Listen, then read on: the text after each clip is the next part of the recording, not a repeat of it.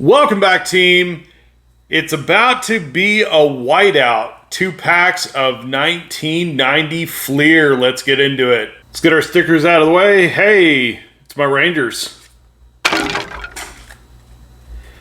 First pack, Kevin Ritz, Alfredo Griffin, Ben McDonald, pretty big prospect in 1990. He's going up there.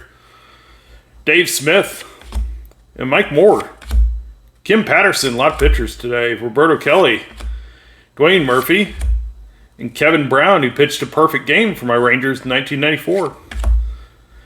And Hall of Famer John Smoltz, also won a Cy Young. And we've got Boston Igniters, the Chicken Man, Hall of Famer Wade Boggs, and the Gator, Mike Greenwell. Let's put them up there as well.